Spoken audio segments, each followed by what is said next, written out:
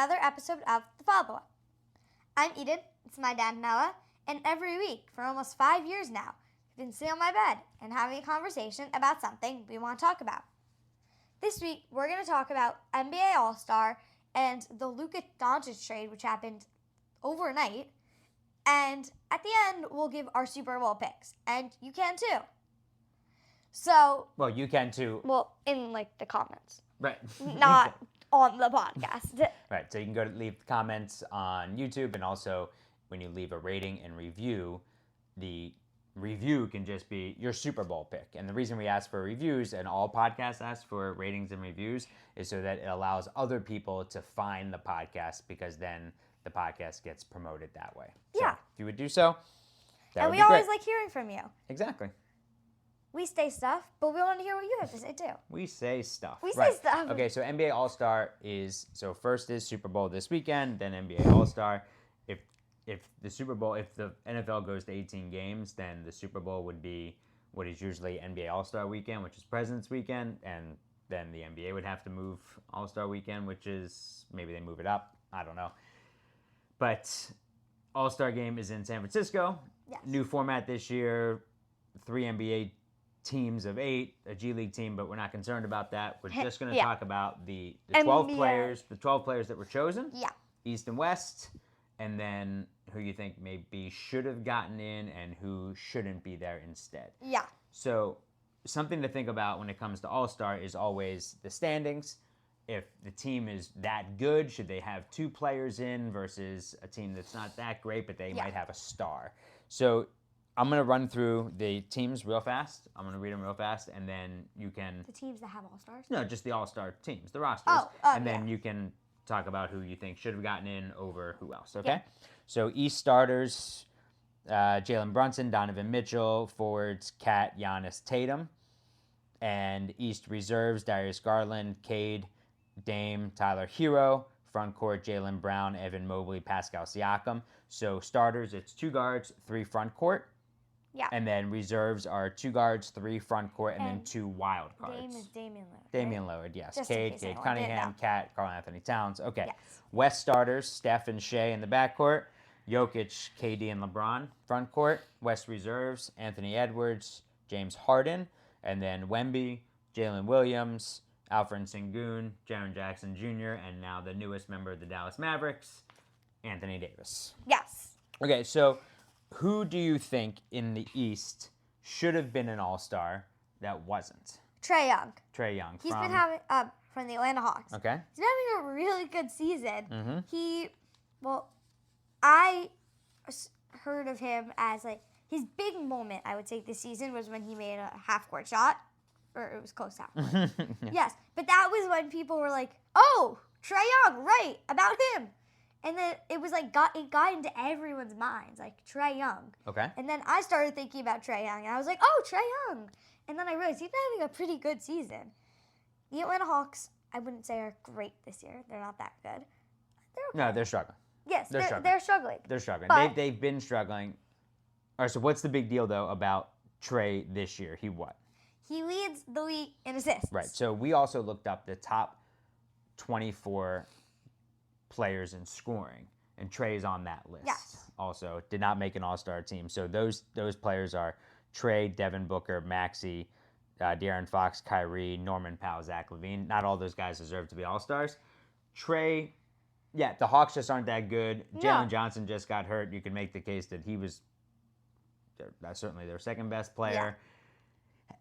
But Trae has been terrific. And Trae is an all-star type player. So if you're just saying... Has he ever been an all-star? Yeah. If you're just saying the top 24 players in the league, Trae should probably be in there. Yeah, I would agree with that. But you have to look at winning, losing. Yeah. Trae, as the team is 5 games under 500. But if you were to put him in, who would you take off that team? I would take off Tyler Hero. Why is that? Personally. He's good. I just don't think he deserves All-Star, personally. Okay. Do they play the same position? Yeah, they're both guards, Yeah, different type of guards. Different types of guards. Tyler Hero is more of a wing, and he has been... He's been really good. He's been their guy, not Jimmy Butler, and their game over 500. But, yeah, I mean, I'd prefer to see an All-Star game with Trae Young in it. Yeah, I don't think there are any other real snubs in the East. You could make the case you could make the case for Trey over even Jaylen Brown, but Jaylen Brown he's been good. He hasn't been shooting the ball well, but he was the Finals MVP last year. So even though I don't like the Celtics, I still think Jaylen Brown should be an All-Star. He's still pretty good. You could certainly make that case, and the Celtics are almost like 20 games over 500. Okay, yes. In the West, I gave you everybody. Who do you think should be an All-Star that wasn't? Domantas Sabonis. Oh, I thought you were gonna say Devin Booker. Well, okay. Devin Booker too, but well, all right, but Sabonis. Sabonis, he's been Sabonis really over good. Who though? Who are you taking off? Wait, so who are you taking off of?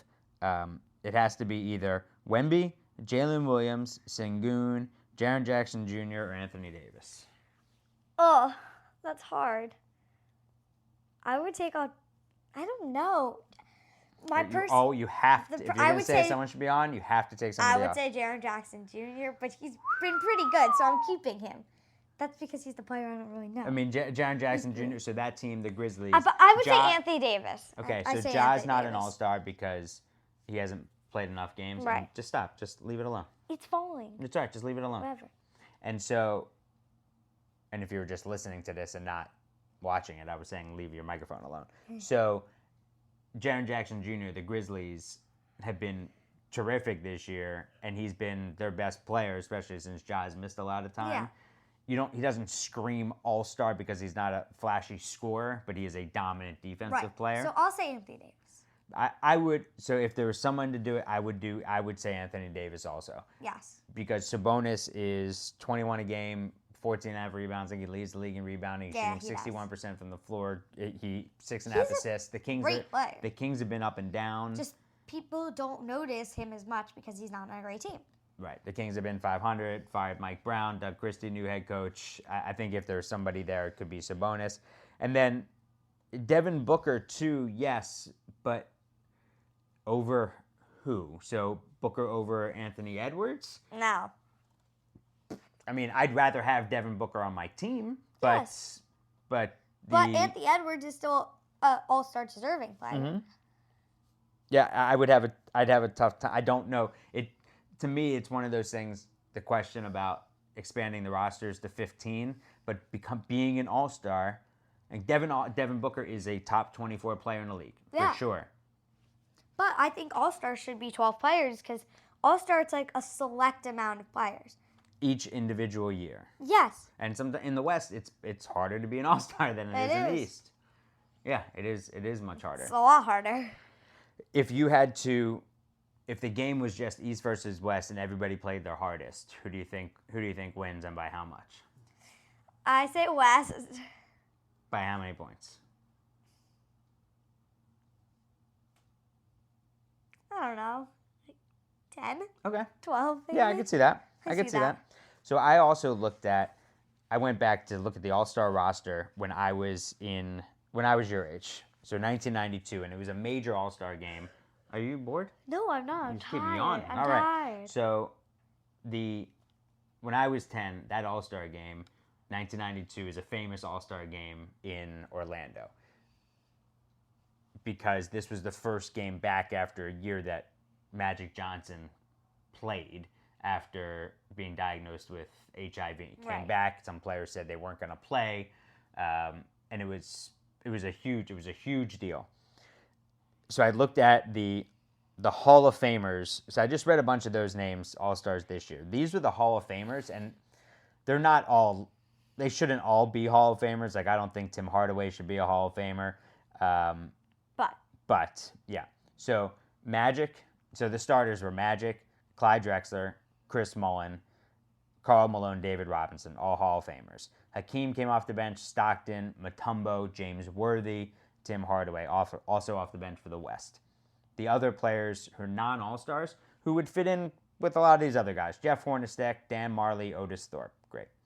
East starters, Jordan, Barkley, Isaiah Thomas, Pippen, Ewing, Hall of Famers. Rodman, Hall of Famer. Joe Dumars, Hall of Famer. Then they had Brad Daugherty and Mark Price, who are really good players for the Cavaliers on some really good teams, just not Hall of Famers. Michael Adams, Kevin Willis, they got in because Bird and Dominique were hurt, so they didn't play.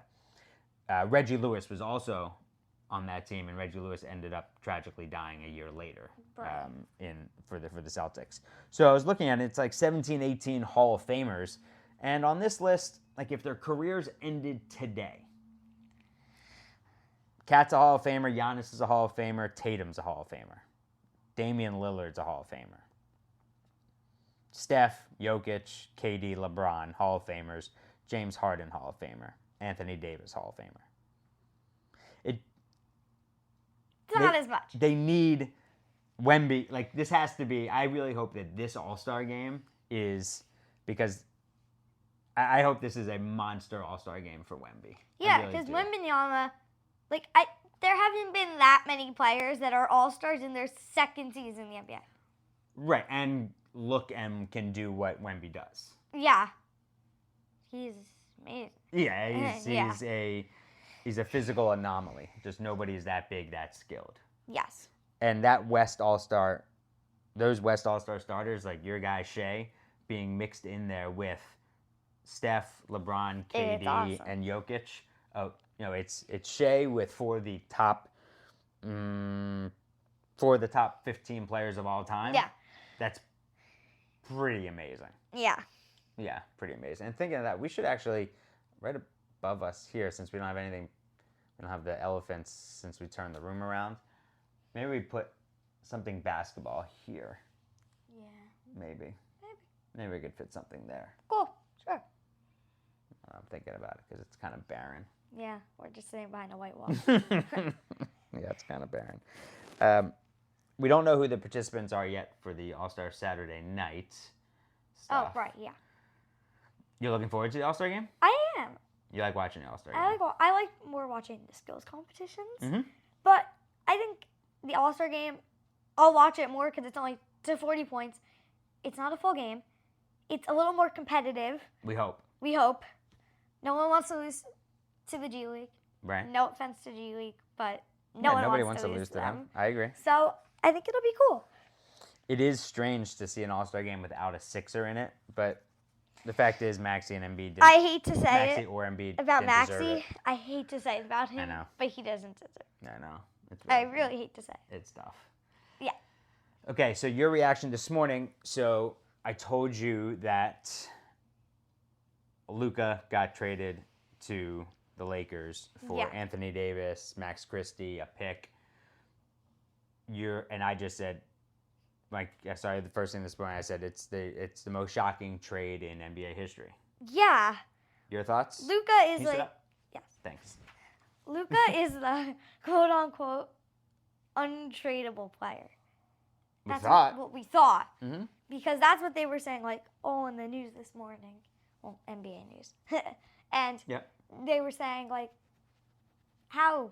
Because, yes, I guess he's been hurt a lot, but he was the untradeable player because he was so good. I mean, he's your first team All-NBA every year, 25 years old, out of shape, though, poorly conditioned, but he's still a top 5 player in the NBA. Yes, and I feel like they wanted, for some reason, they wanted to just get rid of him quickly. Yes, I do know the trade deadline. It's Thursday, right? Mm-hmm. It's Thursday, but I think there was something else because they didn't open it up to the whole NBA. They just opened it up to the Lakers. No one knew, not even LeBron knew. Apparently, right? Apparently. But here's the thing. They only got Anthony Davis. They got a few other players, right? And they got, what's his name? A first-round pick. That's it. They could have gotten so much more. I feel like if they opened to the Sixers, they probably could have gotten Embiid and Paul George. If they wanted him. Him.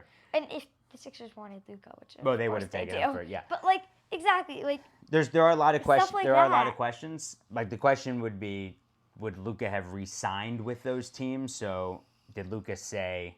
There's still a lot of questions. Did Luka say, I will only re-sign with the Lakers? So maybe another team wouldn't have given them as much. The Mavs think they can win right now. Anthony don't Davis. think so. I don't think so either. It's a head scratcher.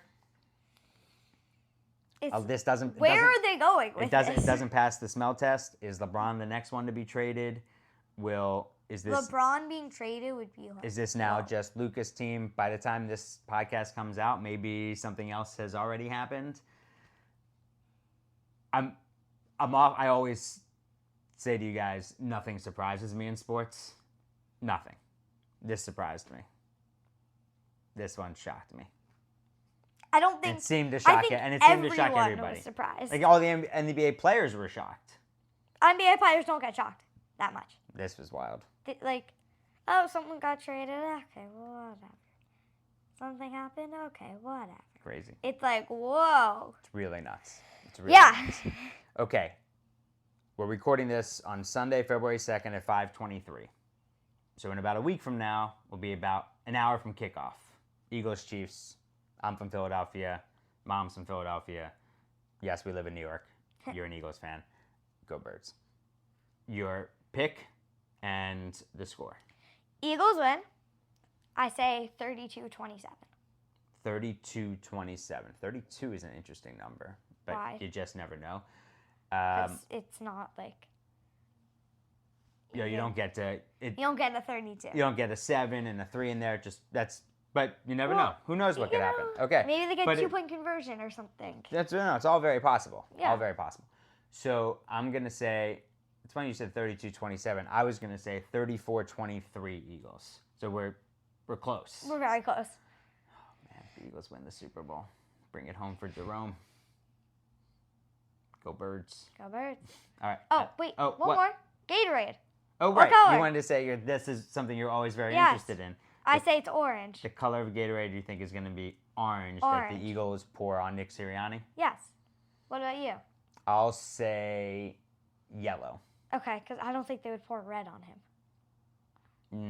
I don't know. Well, they just wouldn't do that. I also want to know, do the players look inside first to see what color it is and ever switch to another color? Because there are multiple colors on the sideline. One year they did purple and they just didn't show it on TV, and I was that. so mad. Yeah, I remember that. You were like scrolling like Twitter, like, oh my God, where is it? Yeah.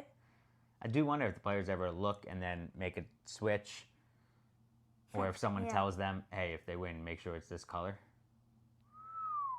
So you say yellow? Because they bet on that? You say yellow? I'm going to say yellow. I say orange. Yellow on that green will look nice. Yeah, you won't be able to see it. All right. I love you. Love you.